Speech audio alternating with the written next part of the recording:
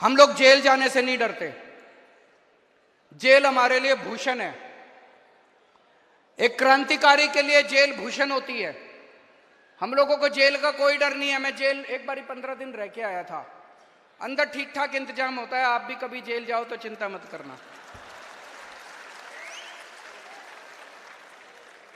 अगर भगत सिंह इतने दिन जेल रह सकते हैं, मनीष सिसोदिया 9 महीने जेल रह सकता है, सतिंदर जैन 1 साल जेल रह सकता है, तो मेरे को जाने में क्या दिक्कत है? मैं भी चला जाऊंगा। मेरे को जेल जाने का फर्क नहीं पड़ता। लेकिन हमारे सामने प्रश्न है और हमें सत्ता का लालच नहीं है। 49 दिन के बाद इस्तीफा दिया था। कोई अपनी चौकीदार की नौकरी से इस्तीफा नहीं देता। किसी ने मेरे से इस्तीफा मांगा नहीं था 49 दिन के बाद। मुझे लगता है दुनिया का पहला मुख्यमंत्री हूं जिसने अपनी मर्जी से 49 दिन के बाद इस्तीफा दे दिया था। इस्तीफा मैं अपने जूते की नोक पे लेके चलता हूं। मेरे को कोई मुख्यमंत्री की कुर्सी का लालच नहीं है। लेकिन हमें यह देखना है इनका ये जो षड्यंत्र है, इस षड्यंत्र के अंदर अपने को नहीं फंसना। तो मुझे इस्तीफा देना चाहिए या मुझे जेल से सरकार चलानी चाहिए? इस बारे में मैं अलग अलग लोगों से सबसे चर्चा कर रहा हूं। इस बारे में मैंने अपने सारे विधायकों से भी चर्चा की थी, फिर सारे काउंसलर से चर्चा की, आज मैंने सारे वॉलंटियर्स के साथ चर्चा की है और अब आप लोगों की जिम्मेदारी लगा रहा हूं मैं। दिल्ली की जनता ने हमें बहुत प्यार दिया है। हम दिल्ली की जनता की मर्जी के बिना कुछ नहीं करेंगे।